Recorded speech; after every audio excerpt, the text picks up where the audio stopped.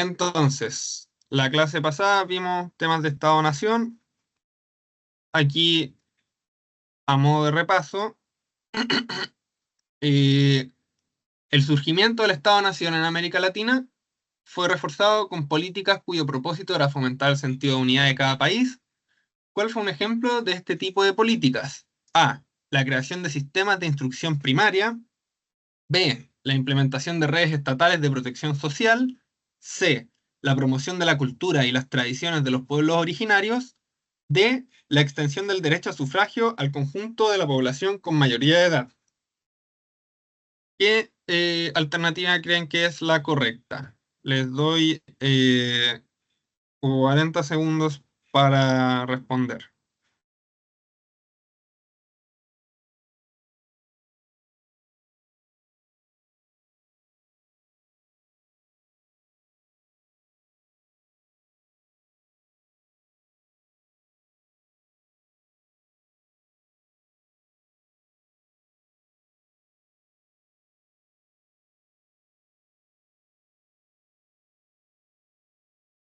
Jorge, la alternativa C, ya. Y Isaías, A,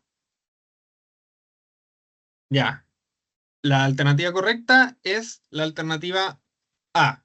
La mejor forma de reforzar políticas y tener un sentido de unidad de cada país es mediante la educación. Es uno de los canales. Si todos tenemos una educación similar, vamos a tener experiencias bases similares. Ese es el trasfondo de la pregunta, Jorge. ¿Por qué no es la C? Porque eso viene, no sé si es hoy en día que se refuerza, es una forma de reforzar, pero no pasó que Chile, sobre todo cuando partió Chile, reforzara las tradiciones de los pueblos originarios. Más bien al contrario, fueron erradicando los pueblos originarios en vez de promoverlos. Con la pacificación de la Araucanía, fueron exterminando su cultura, sus tradiciones. Si tienes alguna duda, Jorge, me escribes por el chat. Siguiente pregunta. Bueno, aquí hay que leer un texto que es: la Revolución Francesa implementó de manera abierta las ideas de Rousseau sobre el fundamento del poder del Estado. Casi todos los revolucionarios con influencia eran sus asiduos lectores. La primera propuesta consistía en la siguiente afirmación fundamental, que marcó la Constitución de 1791. El poder del Estado ya no estaría en manos del monarca por una decisión divina, sino por una decisión del pueblo. Durante la profundización de la revolución, la propuesta mutó a la siguiente: por una decisión del pueblo, el poder del Estado ya no estará en manos del monarca. La idea de la soberanía popular se consolidó entonces en los hechos. Marshall, 2010, la soberanía popular como fundamento del orden estatal y como principio constitucional. Entonces, la pregunta es: ¿la Revolución Francesa, 1789 a 1799, fue un escenario en que se plantearon, principios que influyeron en distintos procesos políticos que que se desarrollaron a lo largo del siglo XIX? ¿Qué idea desarrollada en el contexto de la Revolución Francesa y abordada en la fuente fue clave para el desarrollo del Estado-Nación? A. El rechazo a las creencias religiosas. B. El sentido de pertenencia a una comunidad política. C. El llamado a que los sectores populares tomaran el poder. Y D. La preferencia por la vía diplomática para realizar cambios políticos.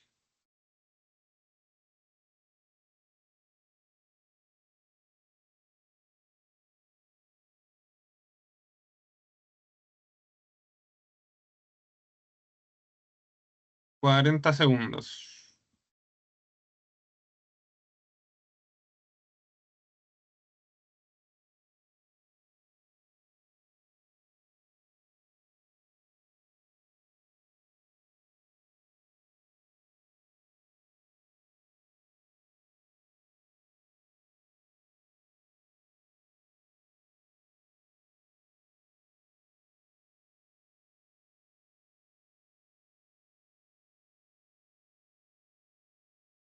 Alternativa de Isaías. Jorge,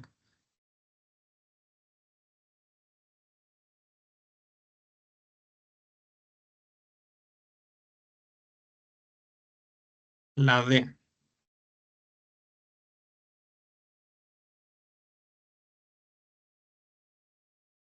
La preferencia por la vía diplomática para realizar cambios políticos, contexto de Revolución Francesa, no, no es, no es tan correcto porque fue un proceso súper violento. Tiene que ver más con el llamado a que los sectores populares tomaran el poder, que es lo que se menciona en el texto. Eh,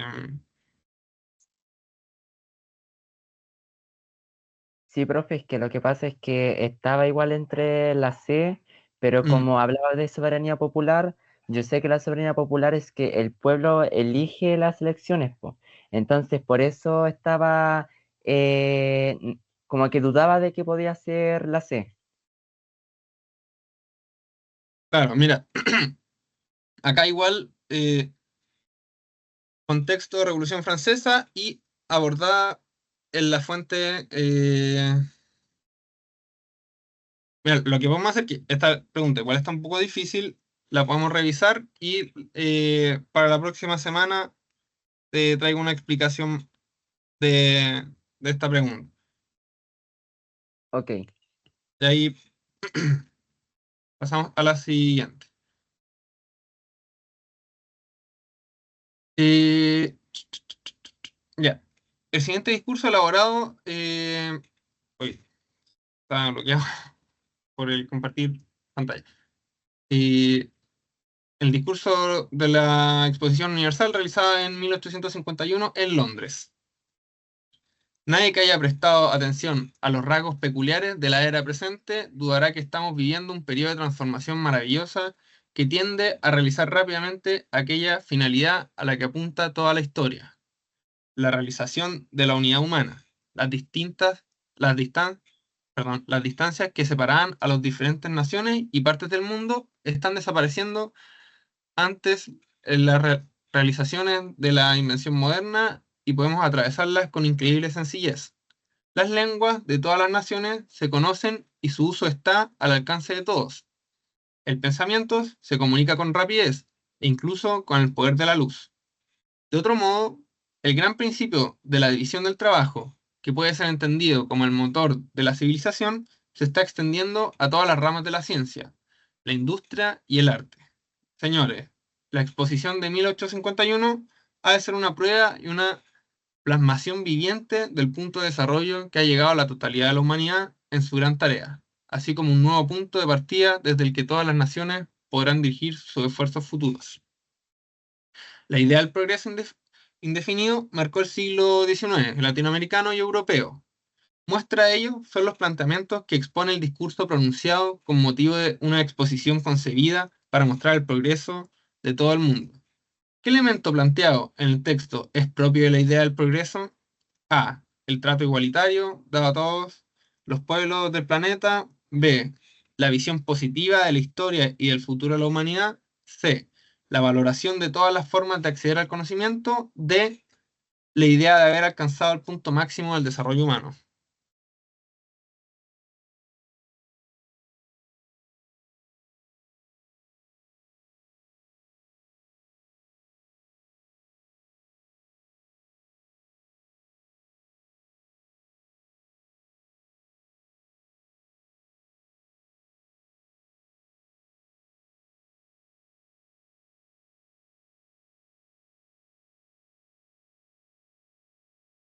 ¿Qué opción marcarán?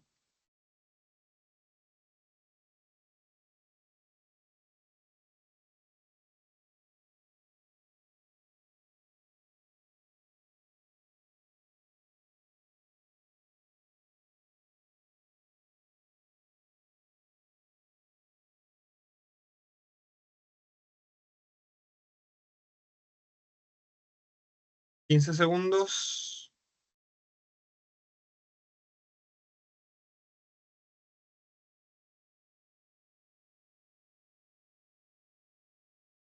Alternativa C. C. Acá la alternativa correcta es la alternativa B, la visión positiva de la historia y el futuro de la humanidad. ¿Por qué no es la C? Les digo al tiro.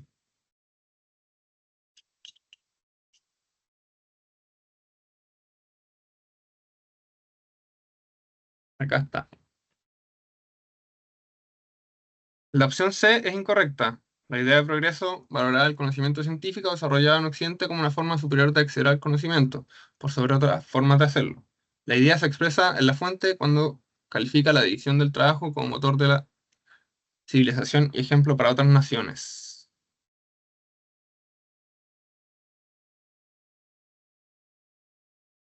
No sé si les queda claro. Eh, Se ve bastante estirado el video. Ah, la calidad de la imagen. Lo voy a tener en consideración.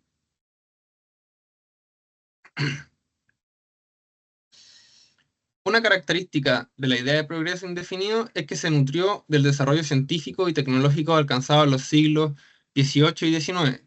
¿Qué innovación tecnológica estuvo estrechamente vinculada a la idea de progreso en dicha época?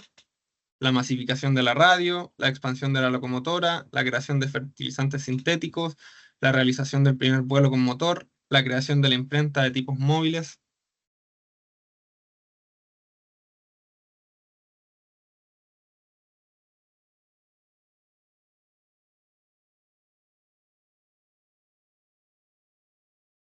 ¿Qué alternativa? La B, Jorge, te marca. Correcto, la expansión de la locomotora. Eso tiene que ver con la revolución industrial, ¿verdad? Así es. Sí, es. Ah, todavía no llegó la clase, perdón. Acá, algo súper importante, el poder que tiene la movilización en las sociedades. Y en este caso, la locomotora era como el elemento más moderno que se tenía en esa época. Eh, Ahora, según el texto, la filosofía positiva designa una manera uniforme de razonar aplicable a todos los asuntos en que pueden ejercitarse el espíritu humano. El carácter fundamental de la filosofía positiva es considerar que todos los fenómenos están sometidos a leyes naturales invariables. El descubrimiento preciso de estas leyes y su reducción al menor número posible son el fin de todos nuestros esfuerzos. La filosofía positiva puede ser considerada como la única base sólida de la reorganización social que debe determinar el estado de crisis en que se encuentran desde tan largo tiempo las naciones más civilizadas. El positivismo, corriente de pensamiento surgido en el siglo XIX, se vinculó fuertemente con la idea de progreso indefinido de la época. ¿Qué idea del pensamiento positivista se recoge en el documento? A. Una visión del pasado como una época en que la humanidad no realizó progreso. B. La convicción de que era posible explicar todos los fenómenos a partir de un principio fundante. C. La idea de que se podía asegurar el progreso de la sociedad si se estudiaba un método científico. Y D. El convencimiento de que era necesario reelaborar la forma en que se hacía la investigación científica. ¿Qué alternativa marcarían? No hay nadie.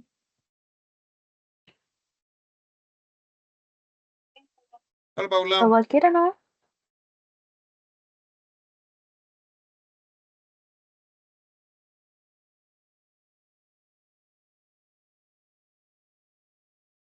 ¿A qué se refiere con principio fundante?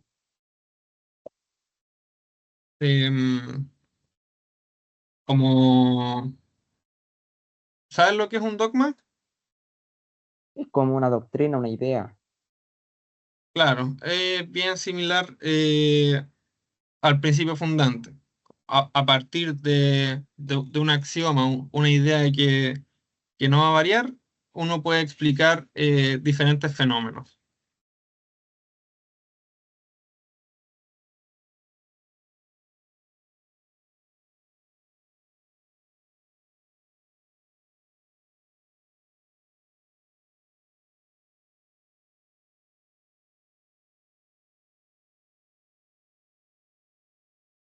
Alternativa B, o ¿cuál marcarían?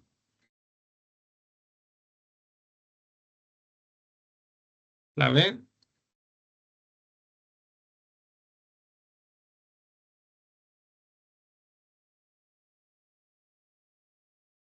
Jorge, Paula.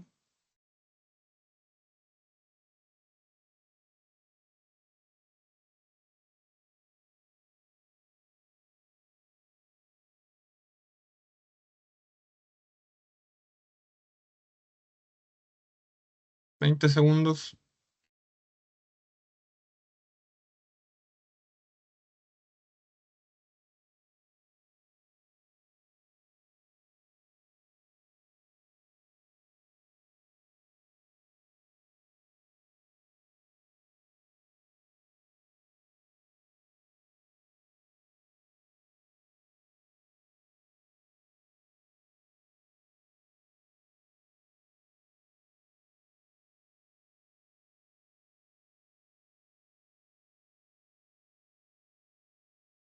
Ay, qué lindo, vamos a ir.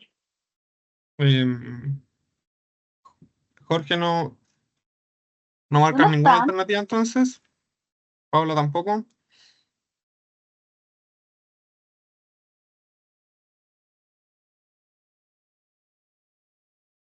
Igual es bueno de repente marcar una alternativa. Por lo menos pensar pensando que es la prueba, ¿cuál marcaría? Más que si está bien o mal, para saber cómo estás con algunos contenidos.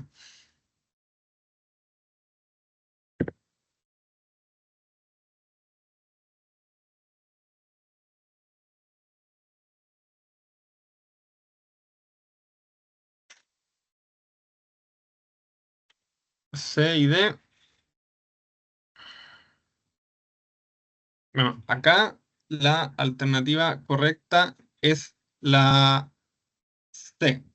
Si bien la B tiene sustento por el segundo párrafo, eh, es más correcto la alternativa C, que tiene que ver en el fondo que todo se puede estudiar con un método científico, que es lo que apunta el primer párrafo.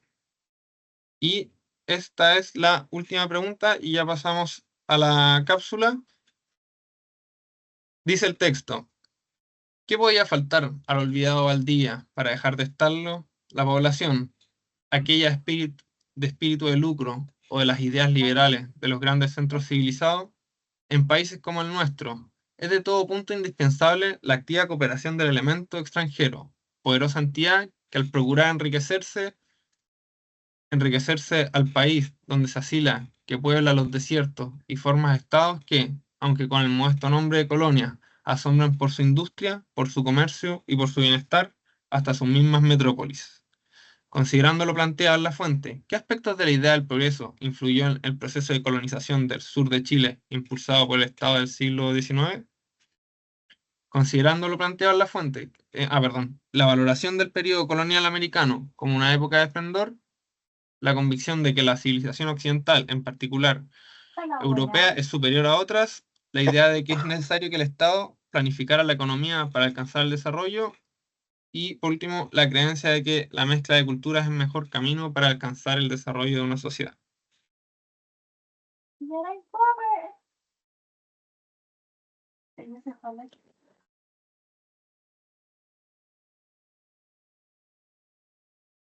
¿Qué alternativa marcarán?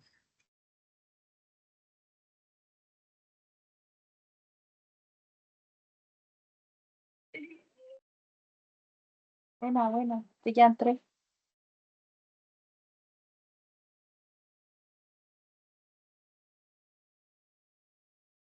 30 segundos. Bien, loco. ¿Qué quería faltar?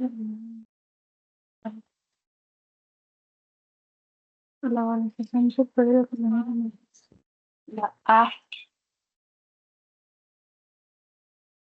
Sería la B, Jorge la D, Paula y Emilia. Paula, tienes el micrófono abierto por si acaso. Alternativa A. Y Emilia,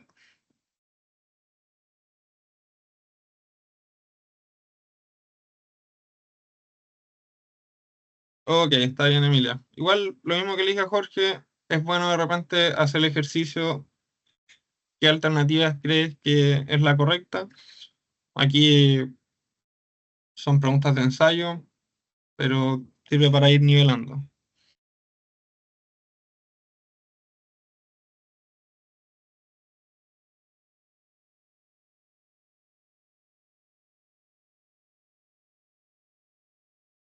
Bueno, acá la alternativa correcta es la alternativa B, la convicción de que la civilización occidental, en particular europea, es superior a otras. Si se acuerdan, la colonización del sur de Chile la hicieron mediante europeos, eh, colonias alemanas, colonias italianas, porque se pensaba que ellos tenían un mejor gen, que trabajaban mejor. Igual todas estas ideas de desarrollo, de modernidad, vienen desde Europa.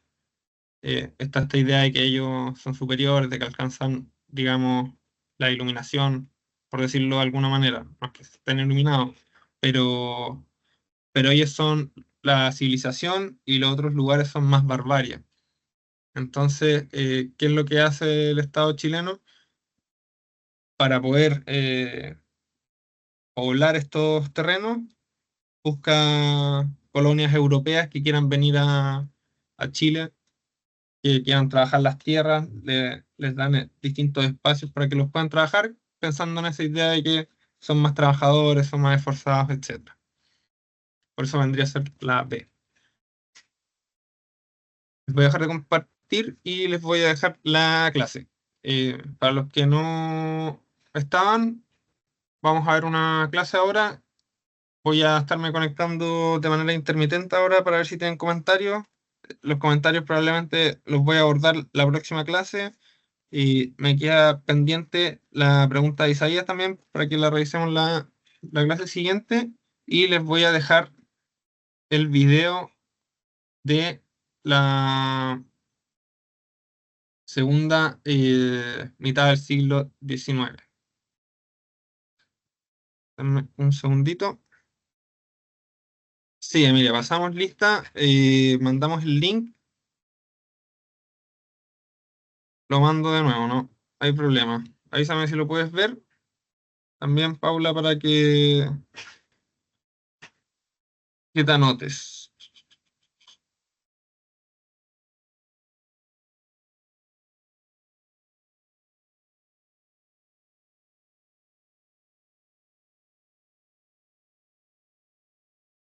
Ya, les voy a compartir la clase.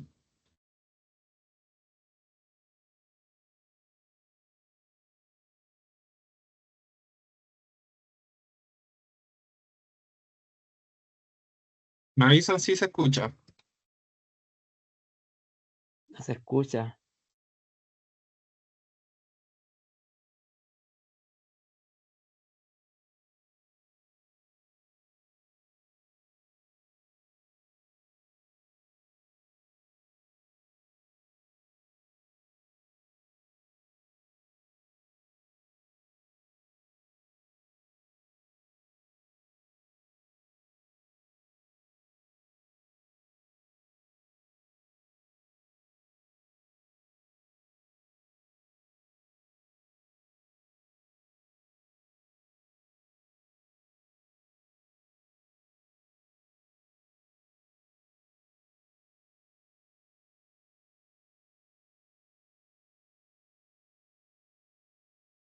Les voy a volver a compartir el video, a ver si así pueden tener bien el audio. Dame un segundo.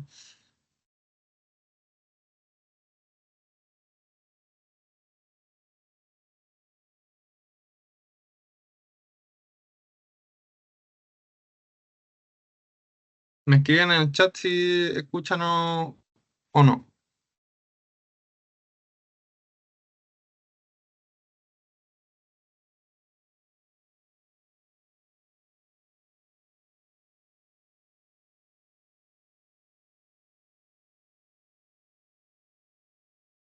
Sigue sin escucharse, profe.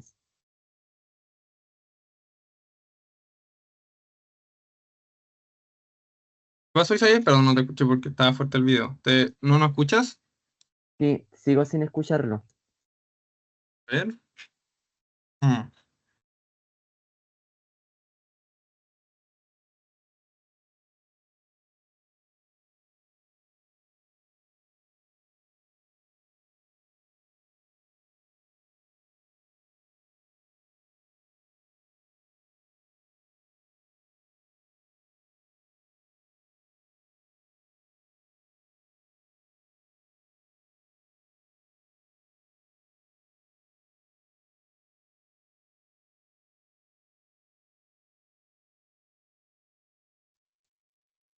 Ya, aquí deberían escuchar.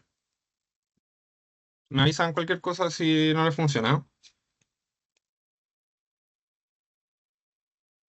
Partieron revisando con el profesor Alex la revolución industrial y la idea de progreso. Entonces se fueron como a fines del siglo XVIII e inicios del siglo XIX y cómo la revolución industrial impactó en esa idea de progreso indefinido, ¿ya? Como un medio para alcanzar la felicidad.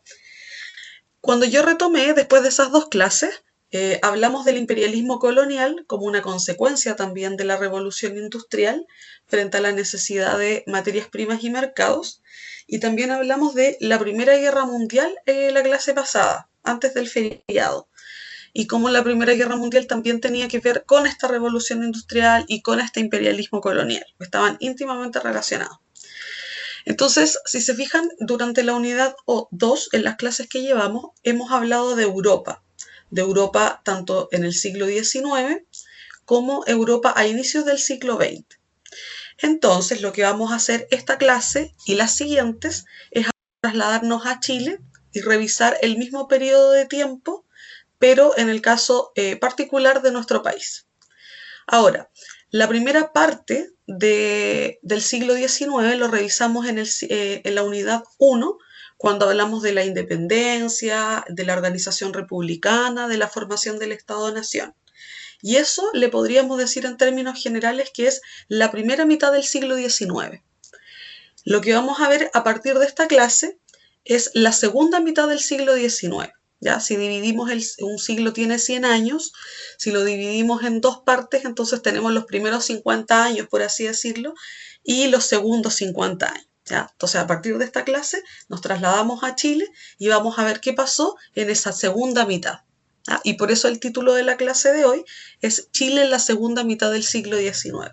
Y vamos a ir viendo cómo algunos de estos procesos que ocurren en el extranjero también pueden impactar en lo que ocurre en Chile. ¿Ya? Para que se hagan una idea general como de por qué los vamos viendo en paralelo. Recuerden siempre, es una parte de la unidad es para ver lo que ocurre fuera y otra parte de la unidad también es para ver lo que ocurre acá en Chile. Ya los voy leyendo, cualquier duda me van consultando. Ya. Primero entonces hagamos un recuento de la última clase, ahora que ya hicimos el recuento general de la unidad. Y ya se los mencionaba anteriormente, hablamos de, como está mostrado en la caricatura, la Primera Guerra Mundial. Y señalamos cuál era la relación que existía entre el imperialismo, por un lado, esto de apropiarse de ciertos territorios, extraer sus materias primas, venderle productos manufacturados, y el conflicto bélico europeo. ¿Qué tenía que ver la conquista de territorios con que de pronto esto terminara en una primera guerra de carácter mundial, involucrando no solamente a los mismos países europeos, sino también a sus colonias?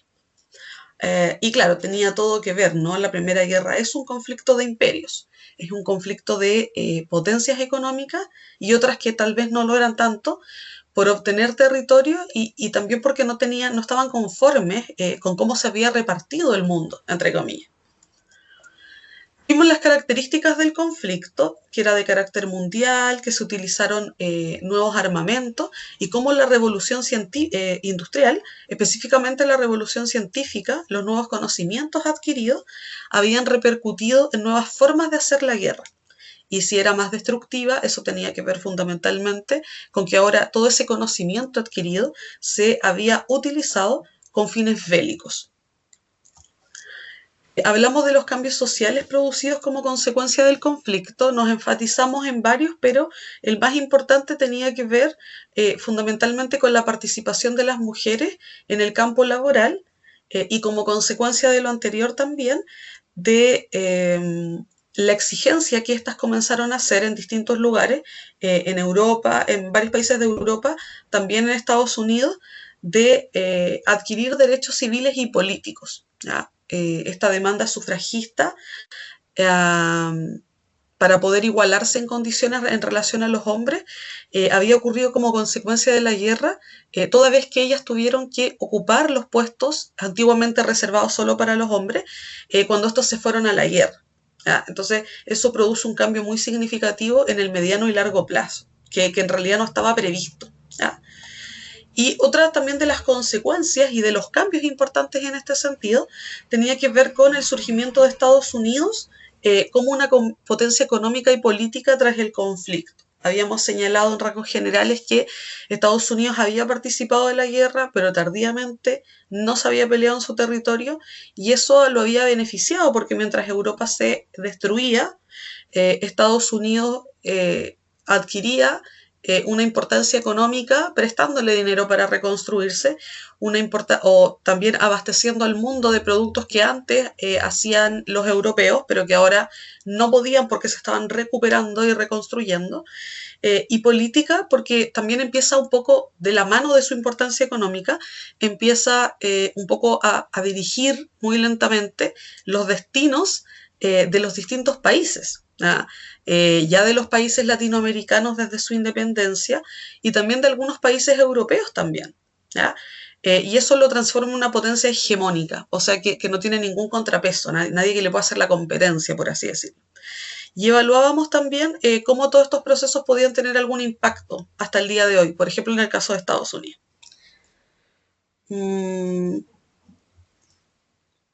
Ya, veamos el objetivo de la clase de hoy. ¿Ya? Como les señalaba anteriormente, vamos a analizar los cambios políticos. Hoy nos vamos a centrar en lo político. La próxima clase probablemente más en lo económico y en lo social, ocurridos en Chile durante la segunda mitad del siglo XIX. ¿Ya? Para que lo tengan presente. Ahora, lo primero que vamos a hacer en relación a este contenido es ubicarnos nuevamente en el tiempo. Yo esta línea de tiempo se las mostré anteriormente. Y si se dan cuenta, tiene que ver con la historia de Chile. ¿Ya? Nosotros hemos revisado el siglo XIX, desde los antecedentes y consecuencias de la independencia, los ensayos constitucionales y el orden conservador. Y quedamos la última vez que hablamos de Chile, más o menos en los años 60 y de las transformaciones que se habían dado entre los 50 y 60. Hoy vamos a comenzar con esta última parte de la línea de tiempo que nosotros le vamos a denominar las transformaciones liberales y va a ir en un periodo más o menos que abarca desde los años 60 hasta los años 90. ¿Ya? Entonces quiero que se sitúen en esto. ¿Ya? Antiguamente este contenido le llamaban la República Liberal, pero la verdad es que ahora ya no se llama ni así, ni tampoco lo dividimos periódicamente, ni lo periodificamos de esa manera. Ya no lo periodificamos en repúblicas, ya república conservadora, liberal, parlamentaria, sino que le vamos a llamar transformaciones liberales. ¿Ya? Entonces, lo primero que vamos a decir de este contenido, yo creo que es importante señalarlo, es que nosotros tradicionalmente estamos acostumbradas y acostumbrados a ver la historia de Chile con mucha profundidad y nos memorizamos un montón de hechos, de personajes, incluso tendemos siempre a recurrir como a dividir la historia de Chile en periodos presidenciales, ¿sí? Como si en realidad, cuáles fueron, por ejemplo, es muy típico esto de cuáles fueron las obras del presidente tanto, ¿ya? Los planes de estudio de historia hace mucho tiempo cambiaron, pero en la actualidad son mucho más enfáticos en señalarnos que lo que nosotros tenemos que tratar de hacer es como alejar el zoom. ¿Ya? Y esto quiere decir, en otras palabras, que en vez de ir al detalle y dividir la historia o periodizarla como tradicionalmente se hacía, por ejemplo, con periodos presidenciales, ahora en realidad lo que tenemos que tratar de hacer es caracterizar la historia de Chile, tratar de entender procesos que se dividen en décadas. en siglos o en mitades de siglos. ¿Ya? Y esa es la forma en cómo tenemos que tratar de entenderlo. Entonces, claro, cuando yo me voy al detalle es como que acerco el zoom. ¿Ya? Lo que hay que hacer ahora, tanto para la prueba de transición como para quienes están en primero medio, es alejar el zoom, ¿ya? Y ver los procesos como más importantes, pero más desde lejos, ¿ya? Y eso hace que a veces uno parezca que tiene menor profundidad, pero la verdad es que eso no es cierto, no es que tenga menor profundidad, sino que en realidad es una forma distinta de analizar la historia de Chile, ¿ya? Y eso tiene que ver con que es una visión de la historia particular, diferente a la que había antes, ¿ya? Y que ahora prima más en los planes de estudio, ¿ya? Y eso es importante decirlo siempre porque no crean que me estoy saltando contenidos porque yo quiera, sino porque en realidad lo que hacemos es que le damos una mirada general, pero abarcamos todo el periodo, ¿sí? Y esa es la forma en cómo también ustedes deberían estudiarlo, si les sirve como consejo, ¿ya? Ya, no llegaste tarde, Moisés, estamos justo empezando. La primera pregunta que nos vamos a hacer para poder cumplir el objetivo de esta clase es ¿cómo transita Chile hacia el liberalismo? O sea, ¿qué pasó que de este Chile que se independiza, en donde hubo una guerra civil en 1830, en donde el grupo conservador toma el poder, ¿ya? Y gobierna 30 años, ¿ya? 2 periodos de 5 años cada presidente? ¿Qué pasó entonces con ese orden conservador para que hacia 1860 nosotros podamos decir o podamos hablar de transformaciones liberales? Entonces, para poder responder esa pregunta, tenemos que tratar de situarnos no solo temporalmente, estamos hacia 1860, sino también tratar de entender qué cambios se produjeron en Chile o qué hitos, como hechos importantes, o procesos importantes, hicieron transitar a Chile hacia el liberalismo. ¿Y por qué ocupo la palabra transitar? Porque quiero que entiendan que no es como que un día nos levantamos y estábamos en la época liberal. No fue así, sino que se transita, o sea, es un periodo paulatino. No ocurre de un día para otro, sino que va cambiando lentamente. Y hay pequeñas señales que nos indican que estamos transitando hacia un pensamiento más liberal, que en realidad ustedes recuerden que era un poco la diferencia que existía entre conservadores y liberales, tenía que ver con estas ideas precisamente. Ya, entonces, lo primero que vamos a decir para poder responder esa pregunta es la división del grupo conservador. O sea, ¿qué es lo primero que tuvo que pasar para que Chile transitara hacia el liberalismo? Bueno, lo primero que ocurrió es que el grupo conservador, que fue muy fuerte a inicios del siglo XIX, comienza a mostrar algunas señales de división interna, ¿ya? Y eso siempre va a generar algunos problemas a nivel político y va a debilitar de alguna manera al grupo conservador, ¿ya? Detrás de este título que se llama División del Grupo Conservador hay una historia, que en realidad es como más farándula de la historia, pero se los voy a contar igual, solo para que lo tengan como... lo tengan presente, para que entiendan el porqué, pero no es que se lo tengan que saber de memoria. Hay un hecho en 1856 que se llama la cuestión del sacristán, y a nosotros nos sirve como punto de referencia para tratar de entender un poco por qué hay un antes y un después de este hecho, ¿ya? Se llama cuestión porque estamos hablando de un problema, no es como una cuestión en lenguaje coloquial chileno, sino que es un problema. Y el sacristán, ustedes saben, los sacristanes trabajan en las iglesias, ¿cierto? Y entonces vamos a decirle el problema del sacristán o la cuestión del sacristán. Ocurre que un sacristán había sido expulsado de su cargo, ¿sí? Porque se había considerado que había tenido una conducta inadecuada para el trabajo en el que se desempeñaba. ¿Ya? Esto es una historia muy breve de la farándula del sacristán. Ocurre que entonces a ese sacristán se le expulsa de la iglesia, en realidad, y también de su cargo, y este sacristán, junto con otros miembros de la iglesia, van a recurrir a la justicia civil para tratar de revertir el fallo de la justicia eclesiástica que decía que él ya no tenía que estar en su cargo. Recordemos que durante mucho tiempo la justicia, bueno, y de hecho hasta el día de hoy existe, tenemos la justicia eclesiástica por un lado, que es interna de la propia Iglesia Católica, y tenemos una justicia civil que también puede juzgar a los miembros de la Iglesia, pero como civiles, no como miembros religiosos. Entonces, este sacristán, junto con otros miembros de la iglesia, quieren mantenerlo en su cargo. No están de acuerdo con esta decisión de la iglesia y recurren a la justicia civil, ¿ya? De alguna manera para poder eliminar este fallo de la justicia eclesiástica que señalaba que él se tenía que ir de su cargo, ¿ya? ¿Cuál fue el problema acá? El problema es que los tribunales civiles, ¿ya? Los tribunales del Estado de Chile, fallan a favor del sacristán y también, por supuesto, entonces en favor de esas personas que defendían la postura del sacristán. Y lo que ordena el Tribunal Civil es que él debería reintegrarse a sus labores. ¿Por qué esto es problemático? ¿O qué podría tener que ver un hecho pequeño o aislado tal vez del sacristán y de esta conducta con la transición de Chile al liberalismo? Lo cierto es que un hecho pequeño en realidad se utilizó políticamente para mostrar una tensión que ya venía existiendo en Chile desde hacía muchos años. Entonces, a mí me sirve la cuestión del sacristán para poder ejemplificar otra cosa que estaba ocurriendo. Podría haber ocurrido cualquier otra, pero esta es la que lo detonó, ¿ya? Igual como cuando asesinan al archiduque Francisco Fernando, ¿ya? Esto también, de alguna manera, es un detonante, ¿ya? Podría haber pasado unos años después, unos años antes, pero justo esto fue la coyuntura que permitió que explotara esta tensión, por así decirlo. Y esa tensión tiene que ver con la pregunta que está allí en el segundo recuadro. ¿Qué es lo más importante o qué predomina? ¿Ya? ¿Qué tiene más poder, la iglesia o el Estado? Cuando digo iglesia, nos estamos refiriendo a la iglesia católica en ese tiempo, ¿ya? La iglesia está subordinada al Estado y por lo tanto lo que diga un tribunal civil tiene que ser acatado por la iglesia católica, o el Estado está subordinado a la iglesia, ¿ah?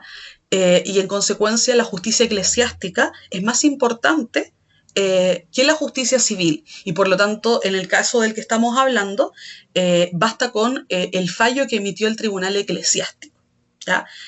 Entonces, esto es complejo porque el mundo conservador, en general en esta época, bueno, todo el mundo conservador es católico, ¿ya?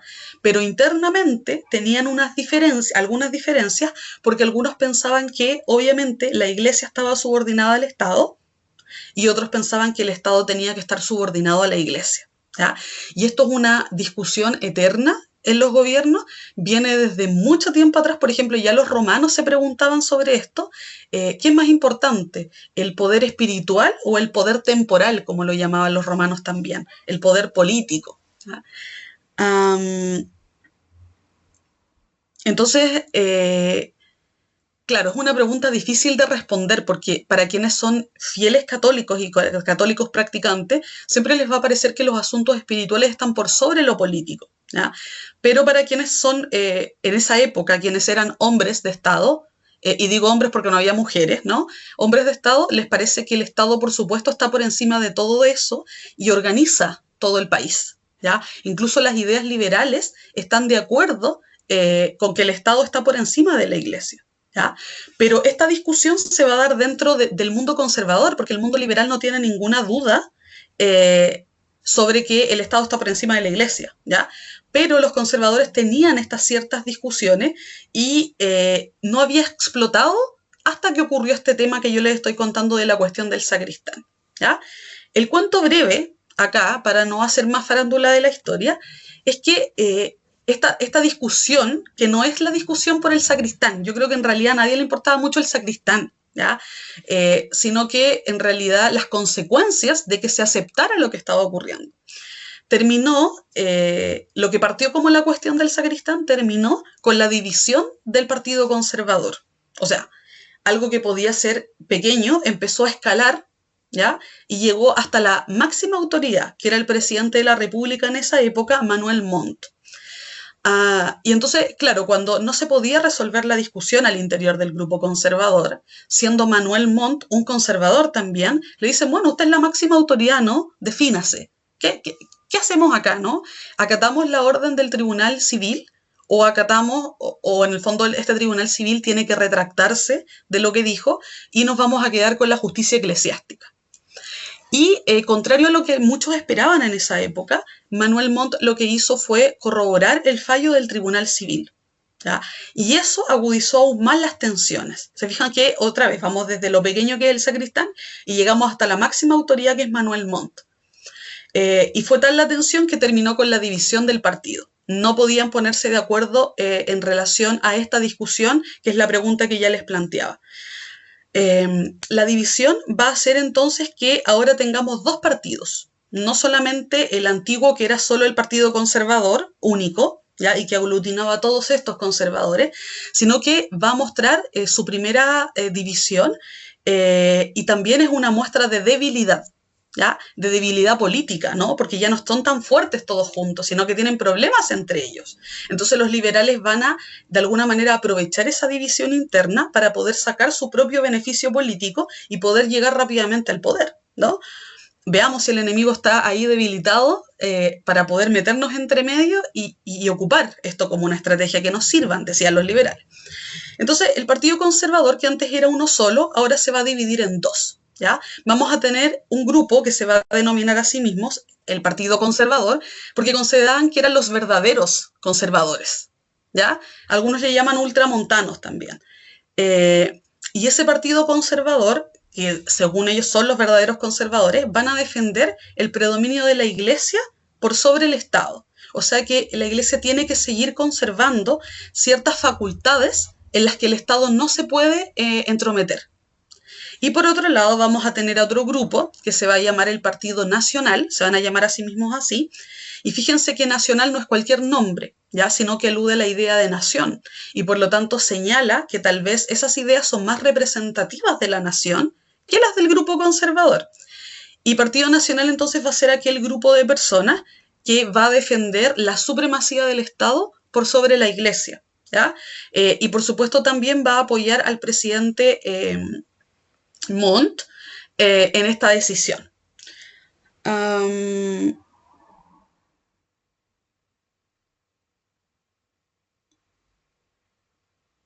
No, Ignacio, la matanza de Santa María de Iquique ocurre durante el periodo de los liberales, ¿ya? No de los conservadores. Y todavía estamos en el periodo conservador y estamos viendo los cambios que se producen allí, ¿ya? Sí, efectivamente, es Pedro Montt. No, justo ahí Keila no señala. Pedro, vamos a hablar de la Patagonia en la unidad 3, ¿ya? Porque ahí vamos a hablar de toda la conformación del territorio nacional. Y tal como lo dice Cheri, efectivamente esto, que es la cuestión del sacristán, va a significar la división del grupo de los antiguos llamados pelucones.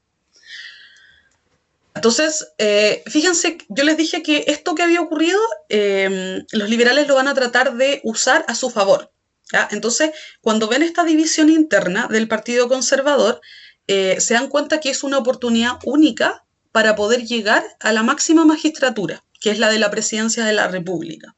Y es a lo que ellos aspiraban para poder desde allí generar las transformaciones liberales que venían esperando desde que Chile se independizó, o desde que perdieron la guerra civil en la batalla del Ircay en el 30 y en el 31. Entonces, le proponen a los conservadores, ¿ya? Formar una alianza para las siguientes elecciones, ¿ya? O sea, las que se iban a realizar en 1860 para 1861, ¿sí? Y entonces le proponen formar una alianza que ellos le llamaron muy creativamente, ¿no? La fusión liberal conservadora. Esto implica entonces, fíjense lo curioso, ¿no? Porque implica de alguna manera como unir dos grupos que tradicionalmente nunca hubiesen estado juntos en una campaña presidencial, ¿sí? Pero ambos tienen en común que no quieren al gobierno de turno, que es el de Manuel Montt, ¿cierto? Entonces, como tenemos un enemigo común, nos podemos aliar en contra de ese gobierno, que es el de Manuel Montt. Ahora, los liberales no son nada tontos en este sentido y con astucia señalaron que esa fusión liberal conservadora tenía que llevar un candidato de consenso, ¿ya? El candidato de ambos grupos debía ser aceptado por ambos grupos, pero los liberales sabían muy bien que los conservadores no estaban en posición de exigir tanto, porque en realidad estaban bastante debilitados después de esta división. Por lo tanto, si bien fue un candidato de consenso, el candidato fue liberal, ¿ya? y eso les asegura de alguna manera que si llegaran a la presidencia de la República, la persona que va a estar en la máxima magistratura de gobierno va a ser liberal y no conservadora. ¿Ya? El cuento breve acá es que hacia 1860 y ya para 1861, la fusión liberal-conservadora logra llegar al poder, logra ganar las elecciones, y una vez que llegan al poder, los liberales como que se desentienden un poco de este trato que habían hecho, de esta alianza que habían formado, y entonces simplemente la deshacen. ¿Ya? ¿Cuál es el resultado de esto? Que aprovechando la debilidad de los antiguos grandes conservadores en un solo grupo, lograron llegar al poder con su propio candidato, y una vez estando en el poder, entonces le cierran la puerta a los conservadores y les dicen, bueno, ya llegamos al poder y desde acá entonces vamos a realizar todas las transformaciones que veníamos pensando desde inicios del siglo XIX. ¿Ya? Como se dan cuenta, es absolutamente estrategia política, pura estrategia política, que resultó exitosa, por supuesto que sí. Milenka pregunta si es cuando Manuel Montt intenta tirar la presidencia a Antonio Varas. Esta es una discusión un poquito diferente, pero que en algún minuto se van a mezclar todas. Y es que desde la época conservadora Milenka, los presidentes venían un poco designando quién iba a ser su sucesor. Y Manuel Montt no es la excepción. Entonces solían nombrar como su principal ministro al que ellos esperaban que lo sucediera en el cargo. Y entonces en el caso de Manuel Montt era Antonio Varas, ¿sí? Entonces, claro, Manuel Montt esperaba que su sucesor en el cargo fuera Antonio Varas. Sin embargo, a propósito de esto que ocurrió, finalmente no se dio y no fue Antonio Varas el candidato. Ahora, esto en el gobierno de Manuel Montt le va a costar incluso lo que algunos llaman revolución o casi una guerra civil, pero el hecho en cuestión es que Antonio Varas no va a ser su sucesor, porque los conservadores dejan un poco la presidencia de la República. Entonces, una vez instalados en el poder, hacia 1861, lo que van a hacer los liberales es, bueno, obviamente desplazar a los conservadores, como ya les señalaba, pero al mismo tiempo iniciar todas las reformas a la Constitución de 1833, finalmente porque quieren modificar todo aquello con lo que no están de acuerdo. Los liberales siempre consideraron, y los conservadores también, por supuesto, que el pilar del orden conservador era la Constitución de 1833. ¿Ya? Porque es justamente en este texto constitucional donde se reflejan las ideas de los conservadores y donde también está toda estructurada, todas estas ideas portalianas de las que hablamos alguna vez. Entonces, si yo quiero modificar el orden conservador, si yo quiero cambiarlo, entonces lo que tengo que hacer es modificar la Constitución del 33. No basta con sacarlos de la presidencia de la República. Entonces, si nos hacemos la misma pregunta, ¿cómo transita Chile hacia el liberalismo? Bueno, primero desplacemos a los conservadores. Ya lo hicimos. Llegamos a la presidencia de la República y ahora iniciemos las siguientes reformas. ¿Ya? Estas reformas yo las sinteticé en 3 puntos que son importantes. ¿Ya? Ustedes pueden ir más al detalle en algunos casos, pero en general, más allá de los detalles de las distintas reformas, nosotros podemos sintetizar esas reformas en 3 grandes temas o 3 grandes tipos de reformas. Primero vamos a hablar de reducir las facultades del Ejecutivo. Los liberales siempre han pensado que el presidente de la República o Poder Ejecutivo tiene que tener no tantas atribuciones como la que les entregaba la Constitución de 1833. Recuerden a Portales cuando él decía el presidente tiene que ser un rey sin corona. No le vamos a decir rey, pero va a tener tanto poder como alguna vez lo tuvo el rey de España. Para los liberales, entonces, no tenía sentido un presidente con superpoderes, porque para ellos eso no era democrático. ¿Ya? Tener un presidente con superpoderes significa también quitarle poder a la ciudadanía, ¿sí? Y por eso entonces había que reducir las facultades del Ejecutivo. En segundo lugar, un proceso que ya voy a explicar más adelante, que se llama secularización.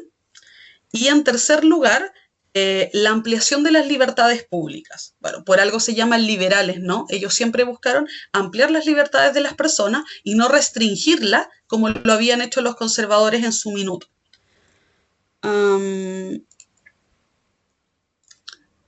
Ya. Entonces, lo que vamos a hacer ahora es que, en segundo lugar, vamos a revisar cada una de estas reformas a la Constitución que hicieron los liberales y los vamos a agrupar efectivamente de acuerdo a estos tres temas que están allí señalados. Entonces, el primero de ellos va a ser reducir las facultades del Ejecutivo. Ahora, cuando los liberales están pensando en esto, señalan que yo reduzco las facultades del presidente, pero se las entrego al Congreso. Entonces, claro, en la medida en que disminuye uno, aumenta el otro, son como inversamente proporcionales, ¿ya? Y se consideraba que era el Congreso quien tenía que tener mayores facultades, o al menos lograr un equilibrio entre uno y otro, porque el Congreso es elegido por la ciudadanía, ¿ya? Entonces, eso de alguna manera hacía que el Congreso fuera una institución más democrática que el Poder Ejecutivo. ¿Ya? Entonces, para reducir las facultades del Ejecutivo había que fortalecer las atribuciones del Congreso, lo que el Congreso podía hacer. ¿Ya? ¿Cómo lo lograron? Partieron con dos hechos fundamentales. Primero, prohibir la reelección presidencial y por lo tanto, claro, si ustedes se dan cuenta en las líneas de tiempo, si en algún minuto lo revisan, hasta el primer gobierno liberal vamos a tener la reelección, ¿cierto? Va a estar 2 periodos. Pero a partir de la reforma en 1871, todos los presidentes van a gobernar 5 años, pero sin la posibilidad de la reelección, ¿ya? Y eso tiene que ver fundamentalmente con tener el poder tanto tiempo, ¿ya? Y en segundo lugar, aprobar la incompatibilidad parlamentaria en 1874, que tiene que ver con la imposibilidad que va a tener el presidente de la República de nombrar a personas que hayan optado a algún cargo parlamentario. O sea, en el fondo, lo que dice la incompatibilidad parlamentaria es que una persona no puede formar parte de 2 poderes del Estado al mismo tiempo, ¿ya? Como sí se podía antes.